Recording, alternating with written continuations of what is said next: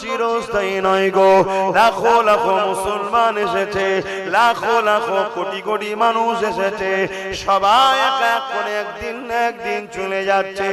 তুমি আমি আজ আছি, একদিন না একদিন তুমি আমিও চলে যাব। মনে রাখবে কুল্লু মান আলাইহা ফান, সব কিছু আল্লাহ একদিন ফানা করে দেবে, কিছুই থাকবে না। ওই দিনটা হবে সুম্মা নুফিকা উখরা ফাইযা হুম কিয়ামুন ইয়ানজিরুন, আবার সিংহাতে ফু দেয়া হবে। যেমন নাগল দিলে জমিন থেকে আলু ওঠে, তুমি আমি জমিন থেকে উঠবো। শুধু তুমি আমি নয় গো, মানুষ জাতি উঠবে। সে যে কোনো ধর্মের বর্ণের হোক না কেন, সবার শ্রেষ্ঠ মানুষের মাটিতে গিয়ে হচ্ছে, ওখান থেকে উঠানো হবে। ওই উঠাবার দিনটা হবে ময়দানে মাশর, বিচারের দিন।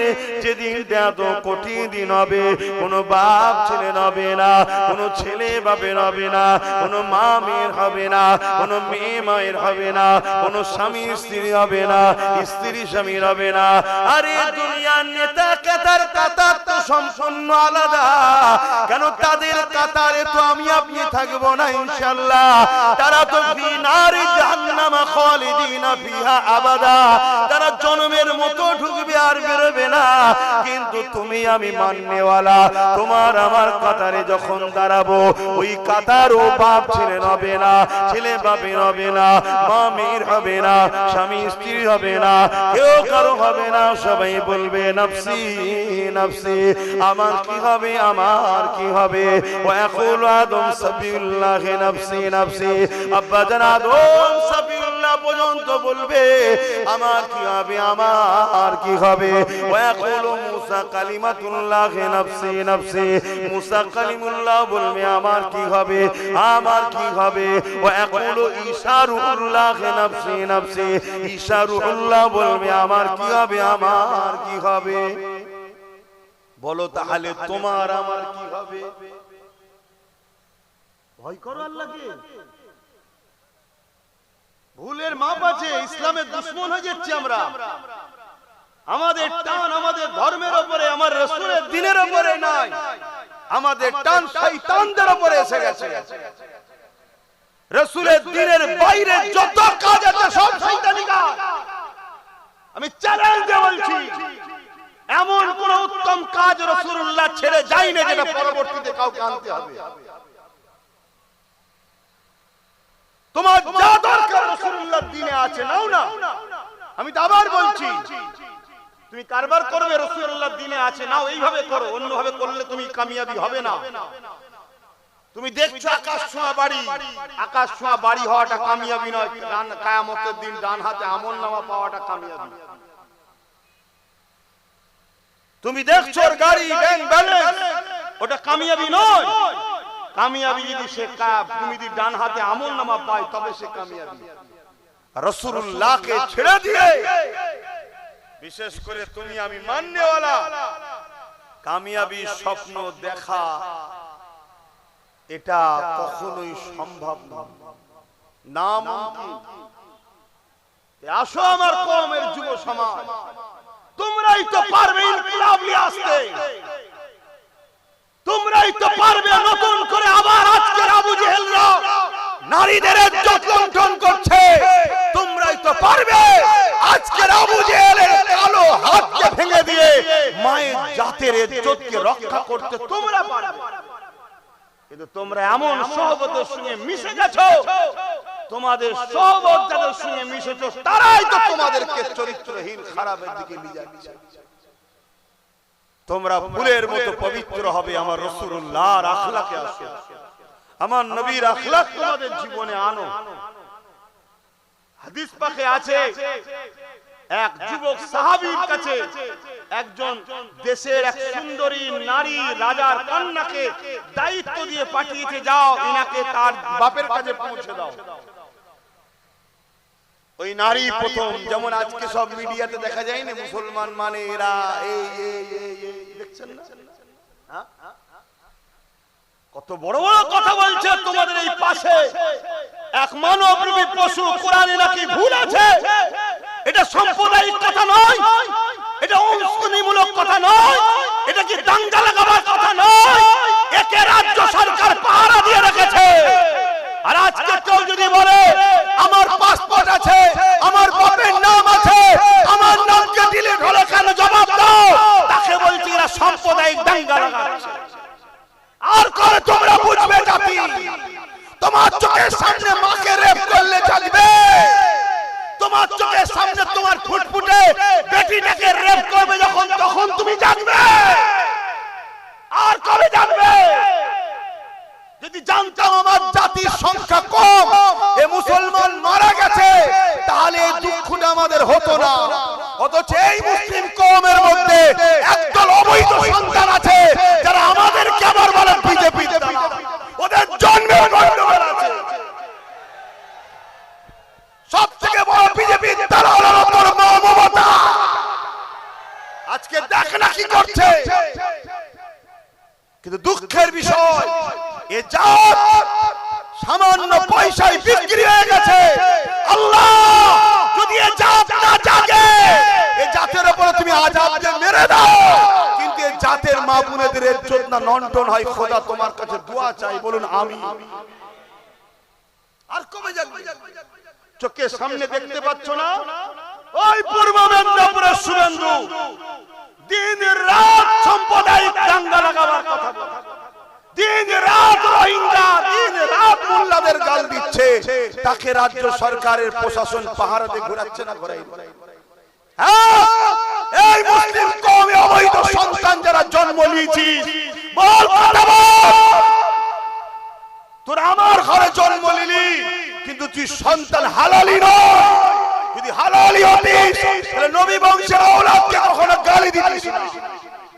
আজ আমার মসজিদ চলে যাচ্ছে, মাদ্রাসা চলে যাচ্ছে, কবরস্থান ঈদগাহ চলে যাচ্ছে, তারপরও আমার নাগরিকত্ব চলে যাচ্ছে। আমার বলার অধিকার নেই। আমি বলতে গেলে দাঙ্গাবাজ, ফিতনাবাজ, জুলুম, বন্দী করো, অ্যারেস্ট করো। আর শুভেন্দু কি করছে বলো? এখানে পাশে অর্জুন সিং কি করছে? বলছে ইসলামে নাকি রেপ করা ভালো কাজ। ভালো কাজ? কথা বলো ভালো কাজ? এ জাত আল্লাহর আযাব আসার আগে শুধরে যাও, আল্লাহর আযাব আসার আগে শুধরে যাও। বড় কঠিন পরিস্থিতি সমাজে। এখনো যুব সমাজ তোমাদের জাগার সময় হয়, এখনো থাকার সময় হয় না। আমরা সমাজে নিজেরা করে থাকি অনেক সময়। একটা মুরগিকে ধরার হলে চাল চড়াই, ওই চাল এসে এসে এসে এসে এসে এসে কিছুটা চাল এখানে দিই, তারপর আরেকটু দিই, আরেকটু দিই, আগিয়ে আগিয়ে আগিয়ে আগিয়ে থেকে এনে এনে এনে এনে একটা ঘিরার মধ্যে লাস্টে চাল ছড়ায়। ও খেতে খেতে খেতে কত খেয়ালই নেই, ও ঘিরার মধ্যে ঢুকে গেছে। তখন গেট লাগিয়ে তাকে ধরে ফেললো, জবাই জবাই। তোমার আমার দশতে এইটা হচ্ছে। হ্যাঁ, সব জায়গা বাড়ছে। ইমামেরা অনেক কিছু চিল্লাচিল্লি করে 500 টাকা বেড়ে গেছে। ইমাম খুশি, সব ইমামের কথা বলে দেবো। অনেক ইমাম আছে পয়সা নাই না, আর ডাইরেক্ট আবার যদি লোবো না, তারপরে চাপ এসে যাবে, নাচারে নিতে হয়, কিন্তু সেটা নিয়েছে খরচ করে না। অনেকে আমাকে বলেছে ভাইজান আপনি বিশ্বাস রাখেন খরচ করেন, কিন্তু যদি বলি লোবো না, আমি দুর্বল, আমার সেই ক্ষমতা নেই, আমি গরিব মানুষ। হ্যাঁ, নাচারের মসলা আল্লাহ পাক তাকে দেখছে, আল্লাহ নাচারের খাতিরে মানুষকে মাফ করে দেয়। কিন্তু আমার কওমের কিছু একদল ইমাম লেবাসের দালাল আছে না? না, হ্যাঁ। আর এইগুলো বলি বলে তারা আবার আমার বিরুদ্ধে কথা। এখন নতুন করে এক মুফতি দালাল কথা বুঝছেন না? হ্যাঁ, মুফতি তো এনারাও বসে আছে, কিন্তু দালাল মুফতি আলাদা দেখতে। সে কখনো ঘুরিয়ে ফিরিয়ে দিনের পক্ষে কথা বলবে না, ঘুরিয়ে ফিরিয়ে শুধু বলবে হ্যাঁ সবই ঠিক আছে, ওয়াকাব যাচ্ছে, ওয়াকাবের কথা হচ্ছে, সবই বুঝছি, তারপরেও একটু দেখতে হবে। অসুবিধা হচ্ছে আপনাদের? যুবকরা অসুবিধা হচ্ছে। আজ আব্বাস সিদ্দিকী কথা বলছে, কাল আব্বাস সিদ্দিকী বলবে না, আস্তে ধিৎকার এসে যাচ্ছে। কখনো কখনো মনে হচ্ছে যে আল্লাহ এদেরকে মেরে ফেলে, এদেরকে মেরে দাও, তুমি আযাব দিয়ে আসমান থেকে কিছু গজব দিয়ে মেরে দাও, ফালতু খালি জঞ্জালের মতো ভর্তি হয়ে পড়ে আছে, অপরের কাজে লাগছে, দিনের দুশ্মনদের কাজে লাগছে, দিনের তো কাজে লাগছে, মেরে দাও। কিন্তু কমসে কম এদের বাচ্চাগুলো, এদের মা বোনগুলোকে বেউজ্জতি করো না। আজ তোমাকে কেউ যদি 500 দেয়, 1000 দেয়, তুমি কি ভাবছো এর ওসুল করবে না? এই ওসুলটা কখনো তোমার মা, কখনো তোমার বোন, কখনো তোমার মসজিদ, কখনো তোমার মাদ্রাসা, কখনো তোমার দিনের উপর দিয়ে ওসুল করছে।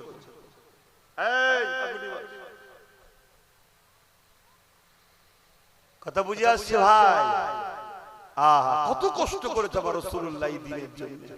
এই যে মসজিদে আজান, মসজিদ, মাদ্রাসা, এগুলো সব জঙ্গিদের আখড়া তো নাকি? এখানে সব সন্ত্রাস তৈরি হয় তো মসজিদে, মাদ্রাসা সব জঙ্গি তৈরি হয় তো নাকি? এটা তো বলছে। আরে আমার রাসূলুল্লাহ এই দিনের জন্য কত কষ্ট করেছে। এই জমিনের উপরে যখন নারী দিয়াকে বাপেরাই চাইতো পুঁতে দিত, আল্লাহ নবী তাদেরকে বুঝিয়েছে নারীগুলোকে চাইতো পুঁতে দিও না, কেননা নারী যিনি সৃষ্টি করেছে তিনি পুত্র সন্তান দেয়, তিনি কন্যা সন্তান দেয়। নারীদেরকে অবহেলা করো না, নারীদেরকে চাইতো পুঁতে দিও না। আল্লাহ রাসূল এইভাবে বুঝিয়েছে। এ যুবকেরা, তরুণেরা, অনেকে রাসূলুল্লাহর কথা শুনে বুঝে গেছে, তারা জুলুম বন্ধ করেছে। কিন্তু জালিম অত্যাচারী আবু জেহেল উতবা সাইবারা দেখলো মুহাম্মদ রাসূলুল্লাহকে রুখতে হবে, কেন আমরা নারীকে ভোগের পাত্রী বানিয়ে দিয়েছি। মুহাম্মদ রাসূলুল্লাহ নারীদের মর্যাদা দিতে চাইছে। যদি মুহাম্মদ রাসূলুল্লাহকে রুকা না যায়, তাহলে মানুষ আস্তে আস্তে জাগছে, নারী সমাজে মর্যাদা পেয়ে যাবে। আজ যেমন আমার ভারতবর্ষে এক কানা বাবা দেখলাম। কি বাবা বলবেন তো? কানা বাবা, এক চোখ কানা। সে কানা বলছে মেয়ে তো মজা করার জিনিস। শুনছেন আপনারা? শুনছেন না শোনেন? আমার কথায় রাগ হচ্ছে? আপনার রাগে যায়। কানা বাবা চেনেন? কানা সোশ্যাল মিডিয়ায় দেখেন নে? সে বলছে মেয়ে তো মজা করা জিনিস। আমি জানি না তার মা যদি কথা শুনে কি নজরে নেবে। তাহলে বলুন, এই সকল ভণ্ড যারা মেয়েদেরকে মজা করা জিনিস বলে, আর ইসলাম বলছে নারী হলো জান্নাত। জোরে বলুন সুবহানাল্লাহ। একটা নারী, একটা জান্নাত। প্রত্যেকটা পুরুষের জান্নাত নারীর পায়ের তলায়। ওই নারীটা হলো ওই পুরুষের আম্মা জান। জোরে বলুন সুবহানাল্লাহ। তাহলে এই কানা বাবার মতো যারা ভণ্ড আছে, এরা ইসলামকে মেনে নিতে পারবে? তারা তো ইসলামের বিরোধী করবে। শুনতে তারা কি করছে? ইসলাম নিয়ে মিথ্যা ছড়াচ্ছে, ইসলামের কোরআনে হিংসা ছড়ায়। কোরআন 17 জন নাউজুবিল্লাহ এমিলে লিখেছে, তারা তো ছড়াবে তাদের চালাদের ঘরে দিয়ে। আর তাদের চালারা প্রকাশ্য বলে বেড়াতে পারছে কেন? তাদের পিছনে ফোর্স আছে, রাজ পাওয়ার তাদের হাতে, আর আমাদের কিছু নেই। আমরা শুধু পা চেটে বেরিয়েছি, দালালি করেছি, চালাও। এজন্যই তারা বলতে পারছে।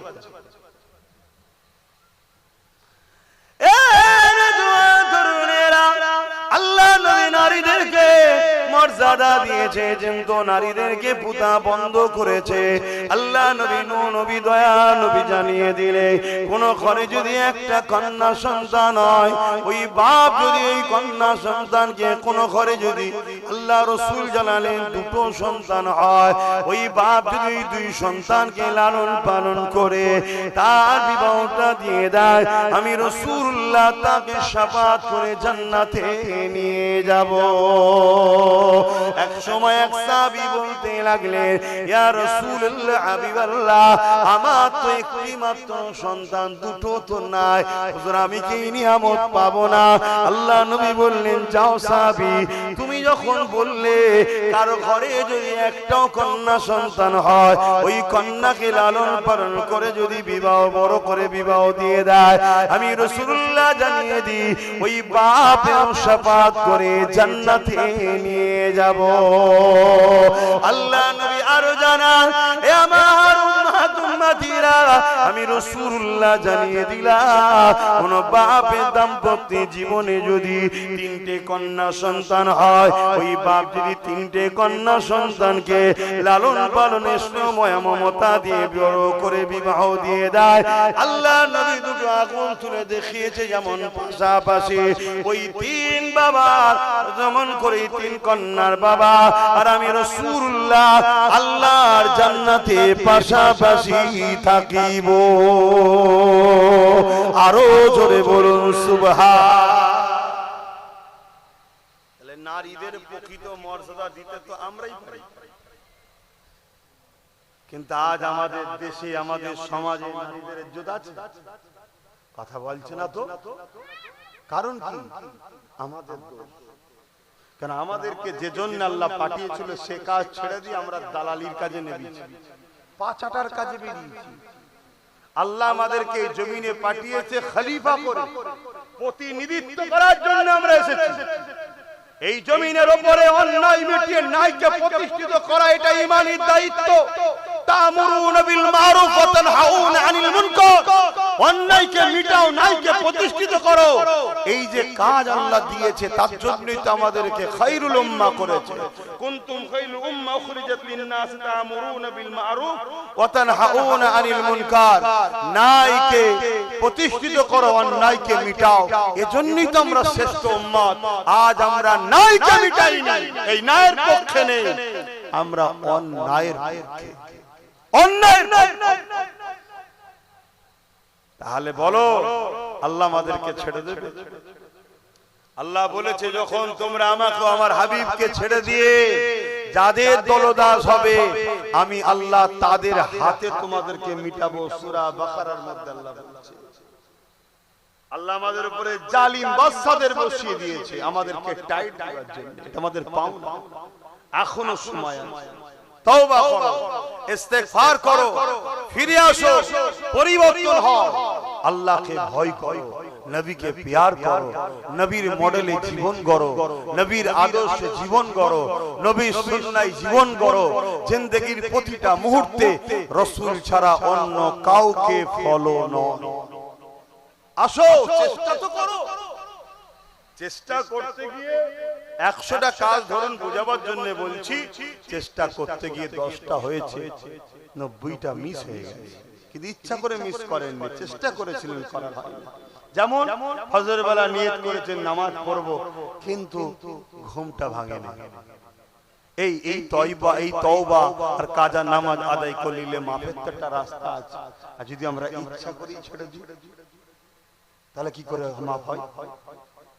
কথা মাথায় আমরা চেষ্টা করেছি, জুলুম করব না, কারো ক্ষতি করব না, কিন্তু ওই অইচ্ছাকৃত কখনো হয়ে গেছে, তার কাছে যদি ক্ষমা চেয়ে নি, সেদিন মাফ করে দেয়, আল্লাহ তো ক্ষমা করে দেয়।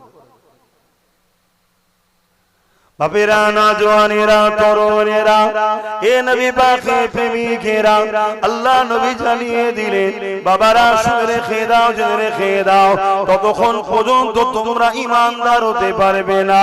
লা ইউমিনু আহাদুকুম হাত্তা কুনা হাব্বা ইলাইহি মিন ওয়ালিদিহি ওয়া ওয়ালাদিহি ওয়ান নাসি আজমাইন, ততক্ষণ পর্যন্ত তোমরা ঈমানদার হতে পারবে না যতক্ষণ পর্যন্ত তোমরা তোমাদের ধন দৌলত, জমি জায়গা, ঘর বাড়ি, টাকা পয়সা, বাপ মা, এমনকি নিজে জানের থেকে আমি রাসূলুল্লাহকে বেশি আজিজ দামি না জানবে, বেশি মহব্বত না করবে, ততক্ষণ পর্যন্ত তোমরা ঈমানদার নয়। আর যে ঈমানদার নয় তাকে আল্লাহ কেন সাহায্য করবে?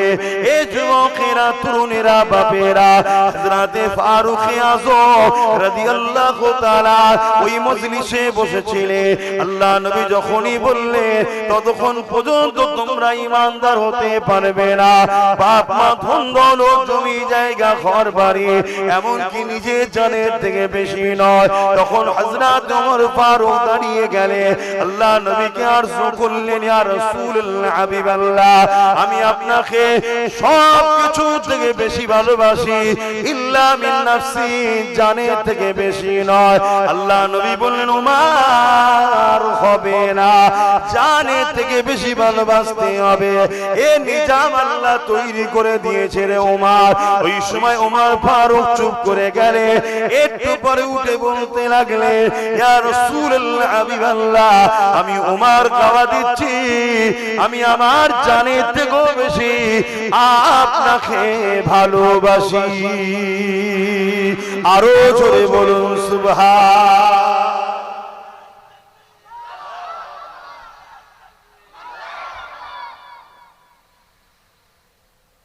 যারা আমার রাসূলুল্লাহকে ভালোবাসবে সে কখনো নবীর দুশমনের সঙ্গে হাত মিলাতে পারবে? নবীর দুশমনের সঙ্গে কাঁধে কাঁধ মিলাতে পারবে? নবীর দুশমনকে সহযোগিতা করতে পারবে? একটা হলো বিনিময় আর একটা হলো মেহনত, তার জন্য সহযোগিতা করা, দুটো এক নয়, আলাদা। দুনিয়াদারিতে হিন্দু মুসলিম দলিত আদিবাসী সাঁওতাল বাগদি খ্রিস্টান মতুয়া শিখ পাঞ্জাবি সবাই মানুষ ভাই ভাই মিলেমিশে থাকবে, সব আদমের সন্তান, সব মা হাওয়ার ছেলে মেয়ে। শুনছেন তো? আজকে আমার কেউ কাজ করে দিয়েছে, বিনিময়ে তাকে পয়সা দিয়েছি, বা আমি কারোর দোকান থেকে কিছু কিনেছি, বিনিময়ে পয়সা দিয়েছি, কেউ আমার থেকে কিছু মাল দিয়েছে, বিনিময়ে পয়সা দিয়েছি, এটা হলো বিনিময়, এটা আলাদা জায়গা। কেউ আমার উপকার করেছে, বিনিময়ে আমি তার উপকার করেছি, কেউ আমাকে হেল্প করেছে, বিনিময়ে আমি তাকে হেল্প করেছি, কেউ আমাকে এখানে প্রাধান্য দিয়েছে, বিনিময়ে তার জায়গায় আমি তাকে প্রাধান্য দিয়েছি, এটা বিনিময়। কিন্তু আমি সামান্য অর্থের জন্য, নিজের একটু পদের জন্য আমি এমন লোককে সহযোগিতা করে শক্তিশালী করছি যে আমার মসজিদ মাদ্রাসাকে মিটাচ্ছে, কোন ইমানদার এই কাজ করতে পারে? শুনছেন তো নাকি? আর নবীর বিরুদ্ধে যে গিয়েছিল তার সম্বন্ধে কোরআনে আল্লাহ কোরআনে আয়াত নাজিল করে, আমার এই মাওলানা ভাইরা আরো জানে ভালো। নবী পাকের বিরোধী করেছিল ওয়ালিদ বিন মুগীরা। কোরআন পাকে সূরা কালাম সম্ভবত, তাই তো নাকি? ওয়ালিদ বিন মুগীরার বিরুদ্ধে আয়াত নাজিল করে, শত শেষ আয়াতটাই আল্লাহ বলছে 10 নম্বরে, হাবিব ওর কথাই মনে দুঃখ করবেন না, ও হলো জারুর সন্তান। কে বলছে? জোরে বলবেন তো? আল্লাহ বলছে। তাই মুসলিম ঘরে যদি কেউ এই নবীর দুশমন থাকে আর তাকে যদি আমি বলি যে সন্দেহ হয় ও হালালি নয়, আপনাদের কষ্ট হয় নাকি? আওয়াজ দিয়ে বলবেন হ্যাঁ হয়, সেটাও বলুন যে কষ্ট হয়, আর যদি বলেন যে না তাহলে সেটাও বলুন ঠিক বলছে। আল্লাহর কোরআন যেখানে জানাচ্ছে আপনি আপত্তি করেন। শুনছেন তো নাকি? অত সহজ না। বাপ রয়েছে বিদেশে 5 বছর, এখানে সন্তান হচ্ছে, কি ব্যাপার রে? 5 বছর বাইরে সন্তান হচ্ছে, কি ব্যাপার? এরকম সন্তান আছে না? না, ওই সন্তানের দ্বারা দিনের কাজ হবে মনে হয়, ওই সন্তানের দ্বারাই ওয়াকাব বাঁচবে মনে হয়, ওই সন্তানের দ্বারাই ওয়াকাবের দুশমনদের পিছনে গিয়ে টিক টিক টিক টিক। শুনছেন তো নাকি? আর একটা কারণে সন্তান খারাপ হয়ে যায়, সেটাও বলে দিয়ে যায়। বাপ মা ভালো, সন্তানও হালালি, কিন্তু খাদ্য খেয়ে খেয়ে খেয়ে খেয়ে রক্ত হারাম হয়ে গেছে। শুনছেন তো নাকি? তার দ্বারাও দিনের কাজ হবে মনে হয়। হ্যাঁ, কেন নাপাক শরীর কখনো পাক জান্নাতে? আর একটু সরাসরি দেন না রে বাবা, আব্বা জান একটু সরাসরি দেন। রক্ত খারাপ, শরীরে রক্ত, অবৈধ টাকা, গরিবের টাকা, এতিমের টাকা, বিধবার টাকা, ধোকার টাকা, মিথ্যাবাজির টাকা, ফডের টাকা, চাকরি দিবার নামের টাকা, শুনছেন? চিটিংবাজি করা টাকা, তেরপল বিক্রি করা, চাল বিক্রি করা, এসব হয় না? ঘরের কাটমানি টাকা। রক্ত ঠিক থাকবে? রক্ত জন্ম ঠিক আছে, কিন্তু রক্ত খাদ্য যে যে যে যে গন্ডগোল, এর দ্বারা দিনের উপকার হবে? আমার অজে কি আপনাদের অসুবিধা হচ্ছে? আমি যে কোনো বলছি বা বড় পাওয়ারের সাথেই বলছি, কথা বুঝলেন? হ্যাঁ, বাবেরা মনে রেখে দেবেন, ইতিহাসের ইতিহাস, ইসলামের ইতিহাস গাওয়া দিচ্ছে। যুগে যুগে যুগে ইসলামের সব থেকে বড় ক্ষতি যারা করেছে, তারা ইসলামের লেবাসে ইসলামের ঘরে জন্ম নিয়ে ইসলামের ঘরে সন্তান দাবি করে সামান্য অর্থের জন্য, পদের জন্য ইসলাম বিদ্বেষীদের সঙ্গে হাত মিলিয়ে ভেতর থেকে গাদ্দারি ধোঁকা দিয়ে ইসলামের সব থেকে বড় ক্ষতি করেছে।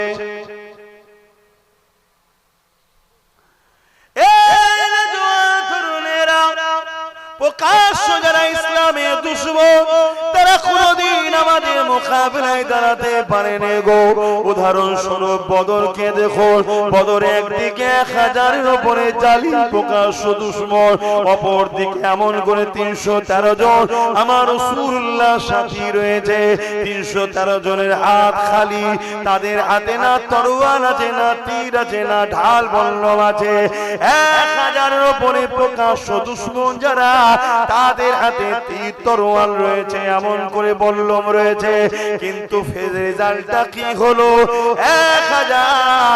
1313 জনের কাছে পরাজিত হতে বাধ্য হয়েছিল। কেননা 313 জনের কাছে কিছু নাই তো কি হয়েছে?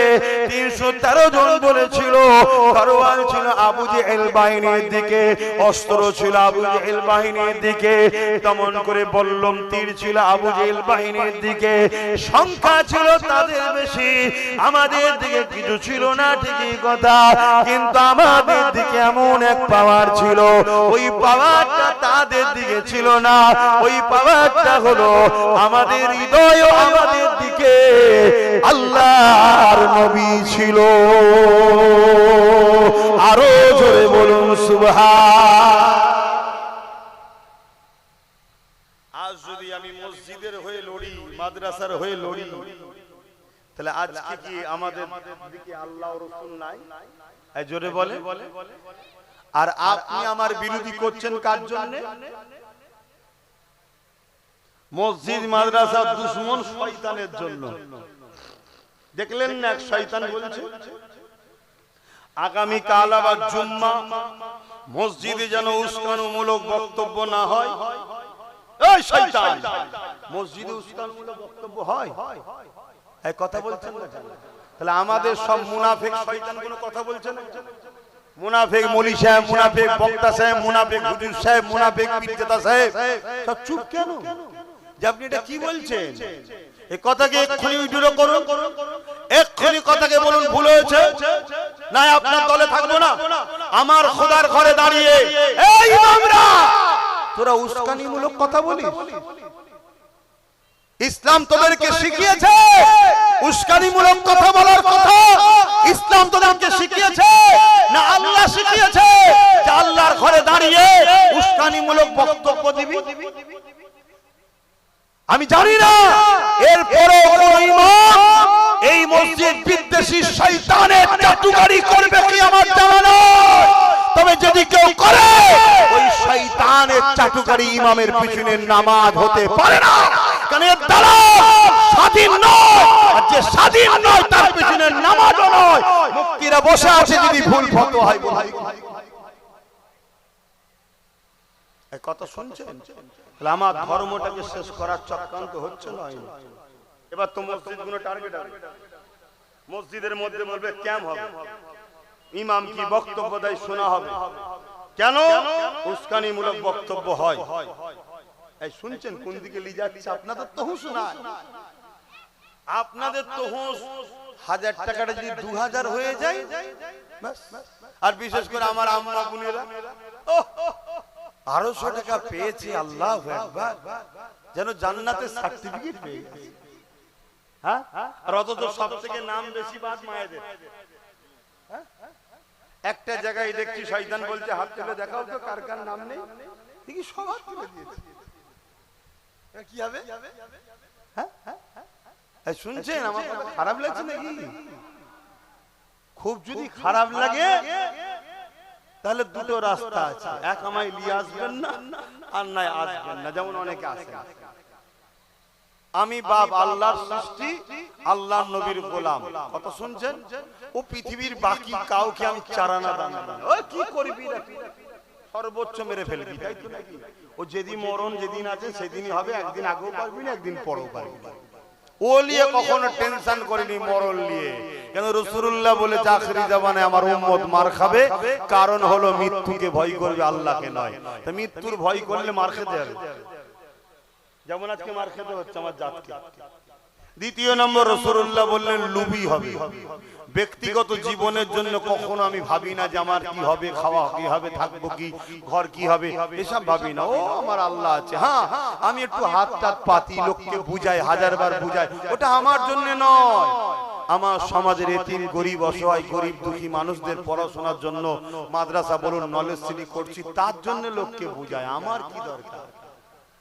আল্লাহ আমাকে এমন একটা ঘরে, এমন একটা রক্তে দিয়ে পাঠিয়েছে, আর আলহামদুলিল্লাহ শুধু ঘর রক্ত বলবো না, এখন ঘর রক্ত সব বিগড়ে যাচ্ছে। আমি সেই লাইনে আছি আলহামদুলিল্লাহ। আমার দাদা হুজুরের নকশা কদম, 5 হুজুরের নকশা কদমে আল্লাহ যেন মরণ পর্যন্ত থাকার তৌফিক দেন, বলুন আল্লাহুম্মা আমিন।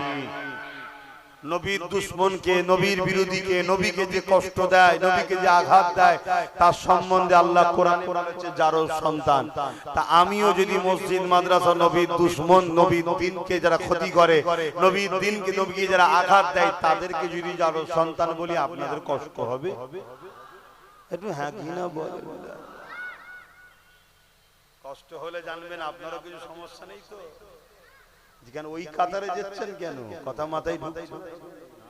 আমি স্পষ্ট কথা বলা, যে হঠাৎ করে আপনার কষ্ট হচ্ছে কেন? চোরকে ধরার জন্য পুলিশ এসছে, সবাই ছুটছে, তুই ছুটছিস কেন? বলছে না, আমি 5 বছর আগে কলা চুরি করেছিলাম। সেই কেস নয় তো? তুই বলছে আমি একটা পকেট মেরেছিলাম। তুই বলছে জুতো লেপে নিয়েছিলাম। তো মানে যারা যারা ছুটছে কোনো না কিছু তাহলে ব্যাপার আছে। আমার কথায় যদি রেগে যায়, জানতে হবে কিছু গন্ডগোল। আমি তো সবাইকে বলছি নাকি? বাবেরা, নওজওয়ানেরা ভুল বুঝবেন না। আরে আল্লাহ নবী এই দিনের জন্য এমন দিন গেছে, তাইফে জমিনে গিয়ে রাসূলুল্লাহ রক্তাক্ত হয়ে গেছে, অজ্ঞান হয়ে পড়ে গেছে। এই যুবকেরা রাসূলুল্লাহ শরীর থেকে রক্ত বেরিয়ে বেরিয়ে তাইফে জমিনে পড়তে লেগেছে। রাসূলুল্লাহ জুতা নালান শরীফখানা পর্যন্ত ভিজে গেছে, এত রক্ত বেরিয়েছে এই দিনের জন্য। তোমার মধ্যে যদি নবী পাকের প্রেম যারা পরিমাণ থাকে, তাহলে তোমার যদি চোখ দিয়ে পানি নাও বেরোয়, দিল তো তোমার কাঁদা দরকার। আরে আমি নবীর মাদ্রাসা যদি উপকার করতে না পারি, নবীর মাদ্রাসা দুশমন হব না। যারা নবীর মাদ্রাসাকে মিটাতে চাইছে, তাদেরকে ভোট দেব না। আমি মাদ্রাসা যদি কোন রকম 1 বস্তা সিমেন্টও যদি না দিতে পারি, মাদ্রাসা তৈরি করার কাজে যদি নাও আসি, কিন্তু কমসে কম আমার মাদ্রাসাকে যারা আইন তৈরি করে মিটিয়ে দিবার প্ল্যান করছে, তাদেরকে একটা ভোট দিয়ে সহযোগিতা করব না। আমি যদি মসজিদের কোনো উপকারে না আসি, হালকা বয়স হয়তো মসজিদে যেতেও পারিনি, ঘরে নামাজ আদায় করে নিচ্ছি, বা কখনো কাজা হয়ে যাচ্ছে, এটা গুনাহ করে ফেলছি, কিন্তু আমার মধ্যে জানো এই খসলতটা না থাকে। যারা আইন তৈরি করেছে, ওয়াকফকে দখল করে মসজিদকে ভাঙছে, তাদেরকে শক্তিশালী করার জন্য ভোট দেব না। যারা ওই আইনকে মেনে নিয়েছে, তাকে আমি শক্তিশালী করার জন্য ভোট দেব না। এই রকম তো দরদ আপনার মধ্যে থাকা দরকার।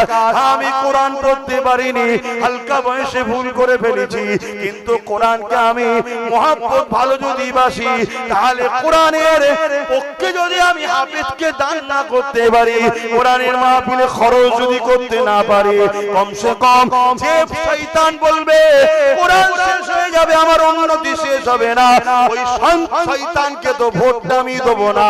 কেননা ওই শয়তান আমার কোরআনের বিরুদ্ধে কথা বলেছে। এই যুবকেরা, তরুণীরা, বাবেরা, এই মনে রেখে দিবে, মরতে আব্বাসকেও হবে, মরতে তোমাদেরও হবে, কিন্তু মনে রেখে দিও কবরের জমিনে কাউকে পাবে না গো। কবরের জমিনে আল্লাহ পাক যখন দিয়ে দেবে, ওই কবরের জমিনে মুহাম্মদ রাসূলুল্লাহ আসবে। দুনিয়ায় যদি মুহাম্মদ রাসূলুল্লাহ দ্বীনের ঝান্ডা ধরে আগিয়ে যেতে পারো, মুহাম্মদ রাসূলুল্লাহর মসজিদে মাদ্রাসার পক্ষে থাকো, মুহাম্মদ রাসূলুল্লাহ দ্বীনের পক্ষে থাকো, মনে রেখে দিও ওই কবরের জমিনে মুহাম্মদ রাসূলুল্লাহ তোমার জন্য ফেরেশতাকে সুপারিশ করে দেবে। আর দুনিয়ার জমিনে তুমি 500,000-এর জন্য হারাম বিরিয়ানি, হারাম খাদ্য খাবার জন্য মসজিদ মাদ্রাসা কোরআনের দুশমনকে তুমি যদি ভোট দিয়ে শক্তিশালী করো, মনে রেখে দিও ওই কবরের জমিনে নবীর শাফাতও পাবে না, পরকালও পাবে না। আর যাদের দলদাস হয়ে গেছো, এই শয়তান তো আগে থেকেই জাহান্নামে চলে যাবে, তোমাদের কাতারে তো পাওয়া যাবে না। এখনো সময় আছে, ভেবে চিন্তে কাজ করো। যদি ভেবে চিন্তে না কাজ করো, যতগুলো আজ বেঁচে আছো, বাকি কোনো কালকে নাম বাদ পড়ে যাবে। শুনছেন তো? অসুবিধা হচ্ছে? 2022-এ বলেছিলাম একটা ছেলেরই গলা পাওয়া যাচ্ছে, আপনাদের মধ্যে গায়ে লাগছে না? তাহলে এই বাচ্চারই গলা পাচ্ছে, আপনাদের পাওয়া যাচ্ছে না কেন? হ্যাঁ কি না বলুন, অসুবিধা হচ্ছে? সেই এর গলাটাই পাওয়া যাচ্ছে। হ্যাঁ, এর গলাটাই পাওয়া যাচ্ছে। আপনাদের সবার গলা কি একাই চেপে দিচ্ছে? আল্লাহ তোকে বড় হলে যেন দ্বীনের মুজাহিদ, দ্বীনের জন্য লড়াই করার, ওয়াজ করার তৌফিক দিক। বলুন আমিন, বলুন আল্লাহুম্মা। বলেন আপনারা, ঠিক বলছি তো নাকি? তো ভাইরা আমার মনে রাখবেন, আজ উদাহরণ হিসাবে বলছি, উদাহরণ, এই মুফতি সাহেবের একটা দল আছে, এই মুফতি সাহেবের একটা দল আছে। আমি যদি ইনার পক্ষে দাঁড়াই, ইনি বাজার, আর ইনার পক্ষে দাঁড়াই, ইনি বাজার, তাই তো নাকি? তাহলে আল্লাহ ও রাসূলের বিরুদ্ধে যখন আমরা গিয়ে দ্বীনের দুশমনদের পক্ষে দাঁড়াবো, আল্লাহ ও রাসূল বেজার হবে না? হবে না? তাহলে আমি লড়াইটা করছি, যেটাই বলি, ভোট বলি আর সাপোর্ট বলি আর যেভাবেই বলি, আল্লাহ ও রাসূলের বিরুদ্ধে বলছি না, আল্লাহ ও রাসূলের দুশমনদের বিরুদ্ধে বলছি। তাহলে আল্লাহ ও রাসূলের দুশমনদের বিরোধী করছি, কিন্তু এই কথার জন্য আমার বিরোধী যারা করছে, তারা কার জন্য আমার বিরোধী করছে? তারা ওই যারা আল্লাহ ও রাসূলের দুশমন, তাদের পক্ষে দাঁড়িয়ে তো বিরোধী করছে। আল্লাহ রাসূল বলছেন, মান আহাব্বা লিল্লাহ ওয়া আবগাদা লিল্লাহ ওয়া আতা লিল্লাহ ওয়া মানআ লিল্লাহ ফাকাদ ইসতাকমালাল ঈমান। ভালোবাসবেন আল্লাহর জন্য, দুশমনি করবেন আল্লাহর জন্য, বন্ধুত্ব করবেন আল্লাহর জন্য, বিচ্ছেদ হবেন আল্লাহর জন্য। তাহলে আমি ভালোবাসবো কার জন্য? দুশমনি করব কার জন্য? বিচ্ছেদ হব কার জন্য? আত্মীয়তা হবে কার জন্য? তুই বাবা বেশি আর চিল্লাস না, এদেরকে একটু নেকি নিতে দে বাপ, তোর গলা বসে যাবে। কার জন্য গো? সবটা কার জন্য? শাহাদাত আকুল তুলে বলুন কার জন্য? জবান খুলে দিয়ে বলুন কার জন্য? আল্লাহর জন্য। তাহলে আজ আমি লড়ছি, মসজিদ কার ঘর, মাদ্রাসা কার ঘর, নবী পাকের বলা হয়, ওটাও তো আল্লাহরই জন্য, ঠিক তো নাকি? হ্যাঁ, কবরস্থান আমরা থাকবো ঠিকই, কিন্তু ওটাও তো আল্লাহর নিজামের জন্য। তাহলে ঈদগাহ আল্লাহর জন্য। সেই জায়গায় আজকে যে আমি মসজিদ, মাদ্রাসা, ওয়াকফ, দ্বীনের দুশমনদের বিরুদ্ধে লড়ছি, এই লড়াইটা আল্লাহর জন্য করছি। মান আহাব্বা লিল্লাহ, আল্লাহর ভালোবাসাই করেছি। কিন্তু এর রিঅ্যাকশনে যারা যারা আমার বিরোধী করছো, তুমি কার জন্য লড়ছো? না, আমার ওই জাহান্নামীর জন্য লড়ছি, আমার ওই শয়তানের জন্য লড়ছি, তাই তো নাকি? হ্যাঁ, যারা তোমার দ্বীনকে মিটাচ্ছে, সামান্য পদ দিয়েছে, হুজুর সাহেবের হুঁশ হারিয়ে গেছে, সামান্য পদ দিয়েছে, মুফতি সাহেবের মাথা হারিয়ে গেছে, সামান্য পদ দিয়েছে, মলি সাহেব দিশেহারা হয়ে গেছে। ইতিহাস শোনো, কারবালার মাঠেতে ইমামে হোসাইন পাক হুজুরকে শহীদ করার জন্য, ধরার জন্য 25,000 লোক এজিদ বাহিনী থেকে এসেছিল। ওই 25,000-এর মধ্যে 13,000 ছিল আলেম, মুফতি, হাফেজ। কত ছিল? 13,000। আজকের হাফেজ দেখে অজ্ঞান হয়ে গেলে হবে না, এজিদি না হোসাইনি দেখতে হবে। মুসলমান তো সবাই রে বাবা, শুনছেন তো? বাজারে গেলে দেখছেন সব কটা গরু ন্যাস তুলে দেখতে হয়, এড়ে না বেড়ে। শুনছেন তো নাকি? হ্যাঁ, তো মুসলমান তো সব রে বাবা। এ নামাজ তো 73 দলেই থাকবে, রোজা তো 73 দলেই থাকবে, হজ তো 73 দলেই থাকবে, দান খায়রাত তো 73 দলেই থাকবে, সব থাকবে। কিন্তু মনে রেখে দিও, এরা হোসাইনি না এজিদি দেখতে হবে না। মুফতি দেখলে হবে, মাওলানা দেখলে হবে, হুজুর দেখলে হবে, পীরজাদা দেখলে হবে, আগে দেখতে হবে এ হোসাইনি না এজিদি। সেদিন হোসাইন ছিল না এর পক্ষে, গরিবের পক্ষে, ইনসাফের পক্ষে, মানবতার পক্ষে, নবী মুহাম্মদ রাসূলুল্লাহ দ্বীনের পক্ষে। আর এজিদ ছিল শরাবের পক্ষে, নেশার পক্ষে, চরিত্রহীনতার পক্ষে, জুলুমের পক্ষে, প্রজাদেরকে লুটার পক্ষে, মানুষকে অত্যাচার করার পক্ষে ছিল এজিদ। আজকের দিনেও যদি কোনো শাসক জুলুম করে, অত্যাচার করে, মানুষের উপরে মিথ্যা কেস দেয়, মানুষকে মারে, মামলা দেয়, মানুষের অধিকারকে কেড়ে নেয়, নেশাগ্রস্ত বানাতে চায়, মানুষেরকে পরে পেরেশানে ফেলতে চায়, সে তো আজকের দিনের এজিদ। আর সেই এজিদদের বিরুদ্ধে যে আলেম উলামারা লড়বে, তারা তো আজকের দিনের হোসাইনি গোলাম। জোরে বলুন সুবহানাল্লাহ, আরো জোরে বলুন সুবহানাল্লাহ। আরে বয়সে গিয়ে লাভ নাই, অনেকে বয়সে যাচ্ছে, বয়সে আমি মুরব্বি, আমার বাপ মুরব্বি। আরে রাখ তোর মুরব্বি, বয়সে গিয়ে লাভ নাই। বয়স হলে চুল দাড়ি পাকে, অন্য কিছু হয় না। কি পাকে? চুল দাড়ি পাকে। ইমামে আজমকে জিজ্ঞেস করা হয়েছিল যে আপনার দাড়ির দাম বেশি না ছাগলের দাড়ির দাম বেশি? কি আছে তো নাকি? কি গো মাওলানা সাহেব বলবেন, আপনার দাড়ির দাম বেশি না ছাগলের দাড়ির দাম বেশি? ইমামে আজম বলছে, মা এই প্রশ্নের জবাব পরে দাও। হুজুর ইন্তেকাল হয়ে গেল, জবাব দেওয়া হয় না, হুজুরের লাশ নিয়ে যাচ্ছে। অমুসলিম মহিলা ছিল, জিজ্ঞেস করছে এটা কার লাশ? বলছে ইমামে আজম আবু হানিফা। মহিলা বলছে কোথায় নিয়ে যাচ্ছ? না ইন্তেকাল করছে, লাশ নিয়ে যাচ্ছে। বলছে মুসলমান কখনো ওয়াদা খেলাফ করতে পারে না।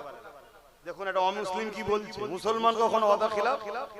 উনি বলেছিলেন, একটা প্রশ্ন করেছিলেন, উত্তর দেবো না দিয়ে চলে যাচ্ছে। মানে মুসলমান ওয়াদা খেলাফ করতে পারে না। রাখো রাখো, উনি ওয়াদা খেলাফ করতে পারে না, কে ওয়াদা পালন করবে? তা জিজ্ঞেস করছে, বুড়ি মা জিজ্ঞেস করছে, এই ইমাম তোমরা তো মুসলমান, তোমাদের নবী কখন ওয়াদা খেলাফ করেনি, তোমাদের নবী শিখিয়েছে, আমার প্রশ্নের উত্তর দিলে না কেন?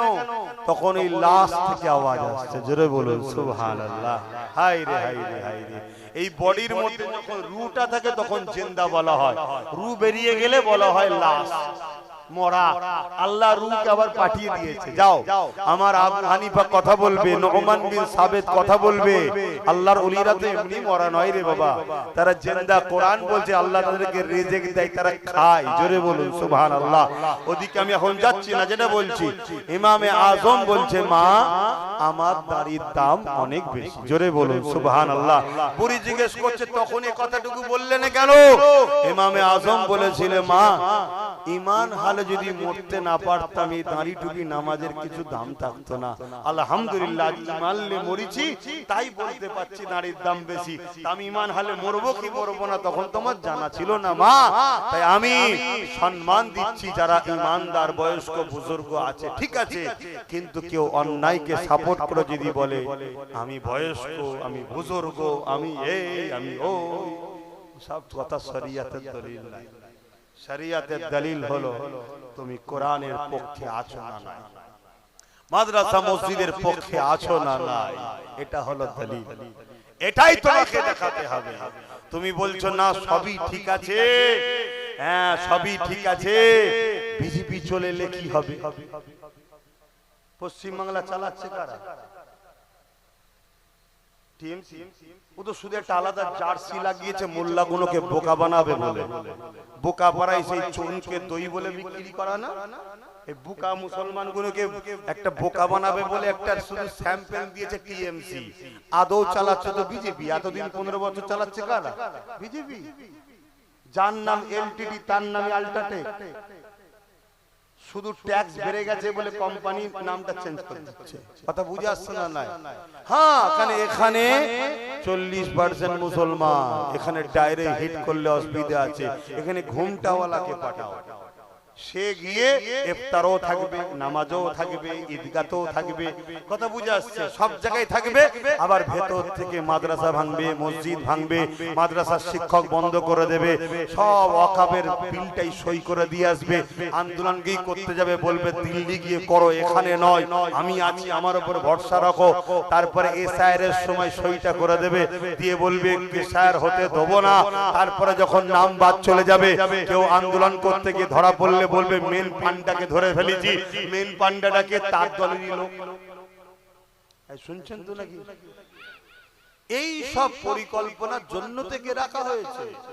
এখন এই যে টিএমসি আর বিজেপির কথা বলছি, আপনারা আবার বলছেন না তো হুজুরি রাজনীতির কথা শুরু করে দিলে কেন? যুগে যুগে নবীরা রাজনীতির নেতাদের বিরুদ্ধেই লড়াই করেছে, কিন্তু জালিম, যারা জালিম নেতা ছিল তাদের বিরুদ্ধে নবীরা লড়াই করেছে। ফেরাউন কে ছিল? রাজা, রাজনীতির নেতা। শুনছেন তো নাকি? তার বিরুদ্ধে মুসা নবী লড়াই করেছে। নমরুদ কে ছিল? পৃথিবীর রাজা ছিল, রাজনীতি কিন্তু জালিম ছিল। তার বিরুদ্ধে ইব্রাহিম নবী লড়াই করেছে। আবার নবী সুলাইমান সাল্লাল্লাহু ন্যায় পরায়ণ, আল্লাহর জমিনের বাদশা ছিলেন, পৃথিবীর বাদশা ছিলেন, কিন্তু ইনসাফ পরায়ণ, ন্যায় পরায়ণওয়ালা ছিলেন। জোরে বলুন সুবহানাল্লাহ। তাহলে সেই জায়গাগুলো আপনাদেরকে বুঝতে হবে। আমরা যদি না বুঝাই তো বুঝাবে কে? কে বুঝাবে আপনাদেরকে? তো যাই হোক, রাজনীতি করা হালাল, রাজনীতি করা হারাম। রাজনীতির নামে যদি কোনো মানুষকে শোষণ করো ওটা হারাম। রাজনীতির নামে যদি কোনো মানুষকে মিথ্যা মামলা দাও ওটা হারাম। রাজনীতির নামে যদি কোনো ধর্মের ক্ষতি করো ওটা হারাম। আপনি মুসলমান ক্ষমতার জোরে অমুসলিমের ধর্মস্থানকে আঘাত দিতে পারবেন না, এর ইজাজত নেই। কারণ রাজনীতি ধর্ম হলো রাষ্ট্র সেবা, রাষ্ট্রবাসীর সেবা। কথা বুঝে আসছে? এই রাজনীতি যেটা করবে সেটা করা হালাল। আপনি যেখানেই থাকেন করতে পারেন। আমি ভারতীয়, আমার দেশে রাজনীতি করব, আমার দেশের শরাবকে বন্ধ করব, ঘুষকে বন্ধ করব, ধর্ষণকে বন্ধ করব, জুলুমকে বন্ধ করব, মানুষের অধিকার মানুষকে পাইয়ে দেব। এর মধ্যে ইসলামে কোনো নিষেধ কাজ হচ্ছে নাকি? অসুবিধা কি আছে? কিন্তু রাজনীতির নামে আমি পাড়ায় পাড়ায় স্কুল বন্ধ করে মদ চালু করব, এটা হারাম। আর এই হারামকে যারা সাপোর্ট করে অবশ্যই তারা ওদের দলভুক্ত জাহান্নামী। শুনছেন? আমি রাজনীতির নামে গরিব দুঃখীকে তার যে অধিকার সেই অধিকারটা দেবো, তা না করে আমি রাজনীতির ক্ষমতায় মানুষকে শোষণ করব, মানুষের অধিকার না দিয়ে মানুষের সম্পদকে শোষণ করব। একদিক দিয়ে 1000 টাকা দেবো, 1500 টাকা দেবো, আর যুবক তেল নিয়ে যেই রাস্তায় বেরিয়েছে অমনি পুলিশ পাঠিয়ে বলবো ওর কাছে 3000 ফাইন কর। শুনছো তো নাকি? খুব খুশি ছেলেরা, গুটকা খাওয়ার পয়সা পেয়ে গেছে। দুপা যেতে না যেতেই দাঁড় করিয়েছে। কি খবর স্যার? হেলমেট নেই কেন রে? দে 1000। বুট নেই কেন রে? 500 দে। লাইটটা মার দেখি, ডিপারটা এত হাইট কেন রে? 500 দে। 2000। কাগজ, ধোঁয়ার কাগজটা গন্ডগোল। বাস দে, আরো 1000। বাস, এমনি তো 3000 হয়ে গেল। আগে আরো আছে। সব কাগজ ঠিক থাকার পরেও বলবে, সব কাগজ ঠিক থাকার পরেও বলবে পাঞ্জাবি পরে চালাচ্ছিস কেন? যদি জড়ি তুই তো মরবি, কাউকে ঝেড়ে দিবি। দে, কিছু করার নেই। পুলিশের আমি দোষ দিচ্ছি না, তারা নিরুপায়। তাদেরকে উপর থেকে কোটা দিয়ে দেয়, এই মাসে তোমাকে 50 লাখ দিতে হবে, না হয় জঙ্গল মহলে পেটিয়ে দেবো। তো সে বেচারি যাবে কোথায়? সে তুলবে কোথা থেকে? তার কি ফ্যাক্টরি আছে নাকি টাকা ছাপাবে? তোমার আমার পকেট লিজে আলা ধরেন, আমাকে ঠিক রাখে। কথা কিছু বুঝে আসছে? অসুবিধা হচ্ছে? এত যদি নাও বোঝে, কমসে কম একটা কথা তো বোঝে। আমার হাতকে শক্ত করে, আর আমি যদি মসজিদ মাদ্রাসা ভাঙিয়ে হাতকে শক্ত করবে? জোরে বলো, জোরে বলো। না, করবো না কোনোদিনই। কথা বুঝে আসছে? তাহলে আজকে ওয়াকাফের দুশমন কেন্দ্রীয় সরকার ওয়াকাফ কালা কানুন তৈরি করেছে না করেন? তাকে শক্তিশালী করবেন? আর তাকে যে এই বাংলায় আস্তে আস্তে জায়গা করে দিচ্ছে এবং তার কালা কানুন ওয়াকাফ বিলকে যে মেনে নিয়েছে, সেই রাজ্য সরকার বিগত যে ছিল তাকে শক্তিশালী করবেন? আর যদি করেন রাসূলুল্লাহর হাদিসটা তাহলে একটু শুনে যান। আল্লাহ নবী বললেন যে অন্যায় জালিমকে, জুলুমকারীকে, জালিমকে জানার পরও যে মুসলমান, মিশকাত শরীফের হাদিস, তাকে শক্তিশালী করার জন্য সাথ দেবে, ওই মুসলমান ইসলাম থেকে বেরিয়ে যাবে। শুনছেন? কোন মুসলমান জালিমকে জালিম জানার পর শক্তিশালী করার জন্য তাকে যদি সাথ দেয়, ওই মুসলমান ইসলাম থেকে বেরিয়ে যাবে। যে আমার ওয়াকাফকে মিটাতে চাইছে কেন্দ্র সরকার, আমাদের কাছে জালিম না জালিম না? আর রাজ্য সরকার তার আইনকে মেনে নিয়েছে, এটা জালিম না জালিম না? দুর্গাপুরে বল্লুজাতে মাদ্রাসা ভাঙেছে, এটা জালিম, জুলুম না জুলুম না? জুলুম যে করে তাকে বলা হয় জালিম, তাই তো নাকি? তাহলে এদেরকে যদি আপনি ভোট দেন, ইসলামে থাকবেন? এবারে বলবেন হুজুর সব ঠিক আছে, কিন্তু দিবার সময় তার আপনি থাকছেন না। 1000 টাকা পেয়ে গেছি যখন দিয়ে দিই, শুনছেন তো নাকি? ওই ঘরের মধ্যে যেখানে ভোট হবে সেখানে আমি নেই তো কি হয়েছে? আল্লাহ আছেন না না? জোরে বলো, আছে না না? তাহলে ওই জায়গায় যখন সুইচ টিপবেন ভাববেন আমি ওয়াকাফের দুশমনকে ভোট দিচ্ছি। ওয়াকাফের দুশমন মানে জালিম। জালিমকে যখন সুইচ টিপছি, রাসূলুল্লাহর হাদিস ইসলাম থেকে বেরিয়ে যাবে। আর যে ইসলাম থেকে বেরিয়ে যাবে, তার দাড়ি, তার নামাজ, তার রোজা, তার হজ, তার দান, তার খায়রাত কোনো কাজে।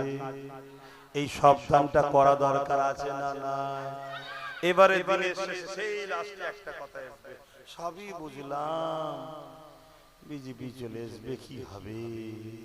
শুনছেন তো নাকি? আনন্দবাজার পত্রিকার একটা খবর দেখেছিলেন? রাজ্য সরকার বলেছিল বিজেপিকে ফন্ড এনে লড়বো, এই বাংলায় বিজেপি আসেনি, বিজেপিকে আনা হয়েছে। আর আপনি বিজেপিকে রুখবেন বলছেন? আপনার রোকার ক্ষমতা আছে? কথা বলুন। বিজেপি যা করছে রাজ্য সরকার সেটা করছে না করেনি? মনে রাখবেন, বিজেপি যা আরএসএস তাই, টিএমসি যা আরএসএস তাই। কথা বাতে ঢুকছে? আরএসএস এর প্রোডাক্ট অন্যান্য রাজ্যে বিজেপি বিক্রি করছে, আর এই রাজ্যে রাজ্য সরকার বিক্রি করছে। কথা মাথায় ঢুকছে? এরপরও বলছি, ধরুন আপনি রুখবেন বলছেন, আপনার তো 15-20 হাজার করে ভোট বার, আর এর পরের বারে আবার একবার বাদ দিয়ে দেবে, গেল তো কি করে রুখবেন? অত উপরন্ত যদি আজ আমার কথা মেনে নিতেন, যদি আমাদের গোটা 15-20 থাকতো, তাহলে লড়াইটা জমতো না? জমতো না? একটাই লড়াই সারা বাংলা করছে, তার সাথে আরো গোটা 15-20 থাকতো, লড়াই জমতো না? জমতো না? অতএব যদি মনে হয় বিশ্বাস এই বান্দার উপরে হয়, এই যে নামগুলো এখনো বাদ রয়েছে, বলছে ট্রাইব্যুনালে যেতে হবে, ট্রাইব্যুনাল এখনো চালু হয়েছে? তাহলে 21-26 যদি ভোট না দিতে পারেন, আর 25 বছর পর আপনার ছেলেকে যদি বলে 26-এ যাদের নাম আছে তারা ঠিক আছে, আর বাকি কোনো বিপদে পড়বে, আর এবারে ভোট না দিতে পারলে আপনার 26 বছর পর আপনার ছেলের কি হবে? বলেন, এই বিপদে কি আমি ফেলিছি আপনাদের? কিন্তু আমি 2022-এ বলেছিলাম একটা দিন আসছে, তোদের নাম ভোটার তালিকায় থাকবে না। শুনেছেন কে? একটু হাত তুলে দেখেন। হ্যাঁ, সবাই শুনেছেন। শুনেছেন বলি হয়তো পরিবর্তন হয়েছে। এগুলো শুনিয়ে ক্ষতি করছি? এই বাংলায় এত চিল্লে চিল্লে বুঝিয়ে ক্ষতি করেছি নাকি আপনাদের? তা এখনো সময় আছে।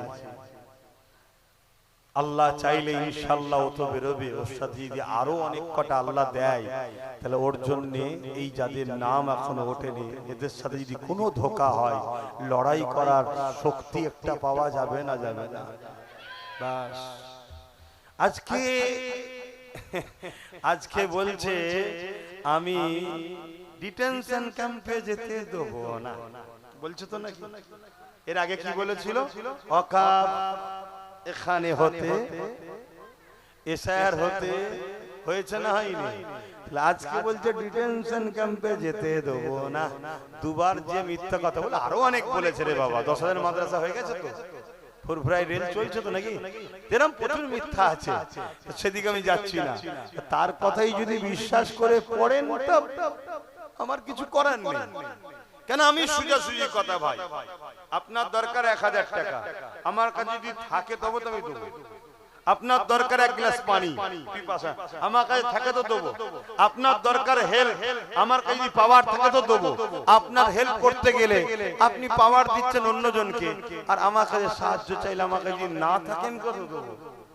হ্যাঁ, একটা ছিল সারা বাংলা জুড়ে লড়ছে, ওয়াকফকে বাঁচাবার জন্য কেস করেছে, এসআইআরকে যাতে মানুষ বিপদে না পড়ে এসআইআরের বিরুদ্ধে কেস করেছে, যাতে জুলুম না হয়। আজকে দিনও কেস চালাচ্ছে, কথা বুঝে আসছে।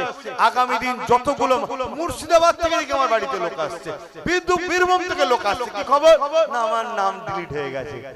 একদিন কোথা ঘুমোচ্ছিলেন? বলছে না বিচারাধীন ছিল, ভাবছিলাম যদি হয়ে যায় আজকে এসেছে। আমি ঠিক আছে, এসেছেন যখন আপনাকে আমরা লিগ্যাল সহযোগিতা করব। আমরা তো আর হাত গুটিয়ে মারপিট করব না, মারপিট করা কি উচিত হবে? কেন? একটা বিচার ব্যবস্থার কাছে চলে গেছে, সেটা উচিত হবে না। আমি করব, লিগ্যাল আপনাকে ব্যবস্থা দেবো, তাকে লিজে অফিসে কথা বলালাম।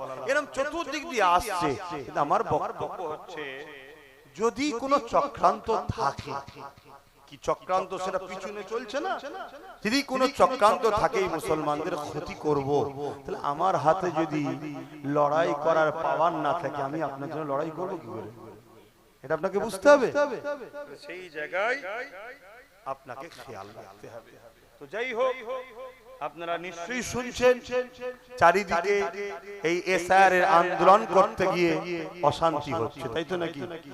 আমি যাদের নাম তালিকাতে ডিলিট হয়েছে তাদের উদ্দেশ্য করে বলবো আন্দোলন করতে হবে, আন্দোলন করুন, আন্দোলনের পক্ষে আমি। কিন্তু আন্দোলনের নামে দুটো কাজ যেন না হয়। নাম্বার 1, সাধারণ মানুষের কোনো ক্ষতি যেন কষ্ট না হয়। নাম্বার 2, দেশ বিরোধী কোনো কাজ যেন না হয়, দেশের সম্পদের যেন ক্ষতি না হয়। কথা বুঝে আসছে? পাশাপাশি আরেকটা যোগ করব, সেটা হলো এটাই, যখন কোন আইনে কোনো জিনিস চলে যায় সেটাকে আইনের অস্ত্র দিয়ে কাটতে হবে। লোয়ার কোর্ট আপনার সাথে বেইনসাফি করেছে, আপনি হাইকোর্ট যান, হাইকোর্ট বেইনসাফি করেছে, আপনি সুপ্রিম কোর্ট যান, কিন্তু তা বলে এটা নয় আপনি বিচারপতিদের সঙ্গে ঝগড়া লেগে যাবে, এটা উচিত হবে না। আর এটাও আপনাকে জানিয়ে রাখি, আরো 11টা 12টা রাজ্যে এসআইআর হচ্ছে, কোন রাজ্যে এই সমস্যা নাই যেটা বাংলায় সমস্যা হচ্ছে। আপনি খবর রাখুন দুনিয়া, অন্যান্য রাজ্যের এসআইআর নির্বাচন কমিশনার সে সমাধান করে দিয়ে কিছু মৃত লোক, আর লোক, এটা লোক, ওটা লোক যা বাদ গেছে বাদ গেছে। আমি জানি নির্বাচন কমিশনারও কারো ইশারায় চলছে, আমি মানি। বিহারে যেমন এসআইআর হলো, জিতার পরে নামগুলো যাদের বাদ ছিল সব তুলে দিল, শুনছেন তো নাকি? ওটা জিতার একটা পরিকল্পনা, জিতার একটা পরিকল্পনা। কেন নাম যদি থাকে ভোট দেবে আমার বিরুদ্ধে, এর নামগুলো বাদ দিয়ে দাও, তাহলে না থাকবে বাঁশ, না থাকবে বাঁশুরি, না আমার বিরুদ্ধে ভোট দিতে পারবে, আমি সুসুর করে চলে আসব। কিন্তু তারপরে নামগুলো বিহারে কিন্তু সব তুলে দিয়েছে, কিন্তু আমার রাজ্যে একমাত্র ব্যতিক্রম, যেটা নির্বাচন কমিশনের হাত থেকে কেড়ে নিয়ে বিচারপতির হাতে চলে গেছে। আর এই বিচারপতির হাতে তোলার পিছনে যার অবদান আছে, শত শেষে সব ঝামেলা মিটে যাবার পর কালো কোট পরে যিনি সুপ্রিম কোর্টে গেছিলেন, খেয়াল করে দেখুন, তারপরেই তো বললে এটা বিচারপতি দ্বারা হবে।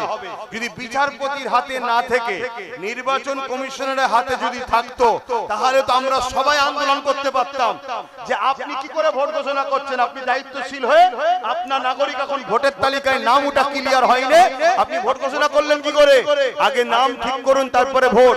আর বিচারপতির হাতে চলে যাওয়া মানে বিচারপতি বলছে ভোট ঘোষণা তো আমার কাজ নয়, আমাকে দিয়েছে, আমার টাইম মতো দেখবো, যাকে সন্দেহে বাদ দেবো, যাকে মনে হবে রাখবো, সন্দেহওয়ালারা পরে কোর্টে যাবে, বিচার হবে।